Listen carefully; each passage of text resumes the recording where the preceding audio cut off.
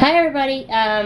Actually, I know I definitely have two videos, and I have a comment about the video that's on my on the main page, the one that's in the player that boots up. That's actually from my other page. Kind of as a double-headed thing. I make a reference to a video in that video that I have on my other page about the Haunted Mansion from Disney World, and it's about Del Toro. So if you want to see that video, you'll have to run over to that page to actually see it. I threw that video that I just shot on my movie reviewer page just because I thought everybody'd be interested in knowing, because I know Richard, as a side note, happens to like Queen, the band, and I thought that was interesting, and I wanted to kind of share it with everybody on both pages. So that's the reason why that video is on there. I just wanted to say that as a side note before I get into what I'm going to be discussing in this video and the next video, which this video and the next video are related to each other, and they're both, this video and the next video, going in my Crime and Punishment series because it's about crime and punishment. I was going to shoot this one video earlier this month, and well, didn't get a chance to because I had to leave right when I was getting ready to shoot it, so I'm doing it now, 2 weeks later. This actually, and this guy probably is dead now, but this was dated back, let me look here. Well, I can't say who, like I have done before. This is one of those things where I had it emailed to me originally. What it is it is one of those things that Yahoo sent to me. This was dated back September the 3rd. It's called Appeals Court Turns Down Northern Kentucky Killer's Challenge, and its execution scheduled for September 16th, which was Thursday, this past Thursday, because today's the 18th. I'm going to read this article like I do with just about every other one, verbatim. It's called, let's see, well, first off, I want to say this was posted on September the 3rd at 2:21 initially of this year. It says, Cincinnati, a Kentucky death row inmate facing execution in less than 2 weeks lost a challenge to the state's lethal injection method. Here, I always thought that, we still let you ride the lightning, but I guess we do lethal injection too.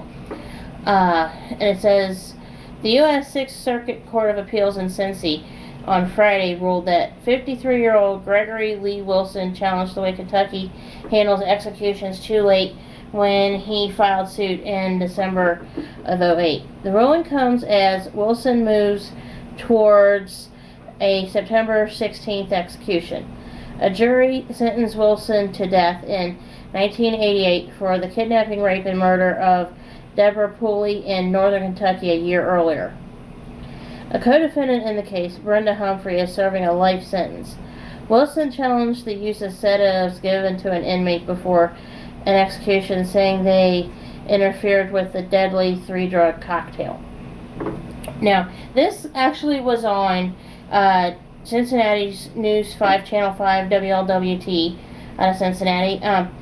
My comment is, with that the deadly 3-drug cocktail, and this guy, Gregory Wilson, my question to him would have been, dude, do you think we want to watch you suffer?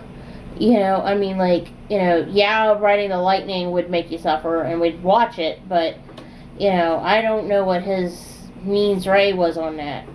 For those of you like my husband who don't speak Latin or know what that means mindset, honey.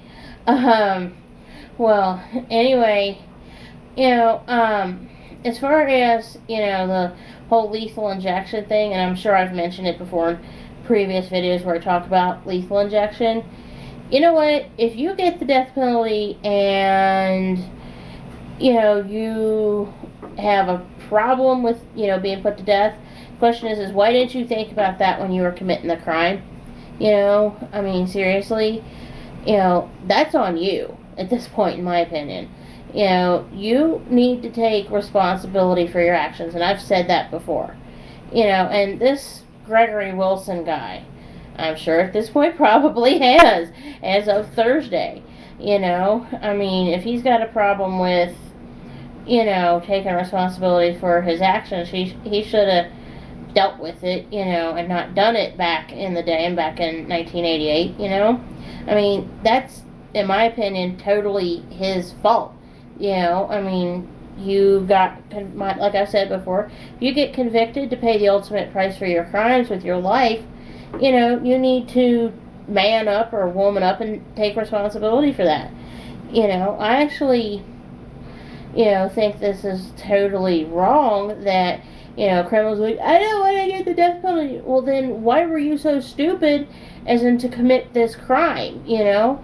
What's wrong with you that you know, went ahead and did this and then, you know, sit here and pretend like, you know, you don't want to, you know, be responsible. I mean, I've known people that are like that. I mean, in fact, there's, you know, one of them I know fairly well that thinks he or she isn't responsible for their actions at all and won't take responsibility for it, and that person gets really pissed off when, you know, you call them out on stuff. You know, well, that aside, I mean, I really do. I think that if you commit a crime and you know, definitely, you know, get the death penalty, you need to, you know, definitely deal with it. You know,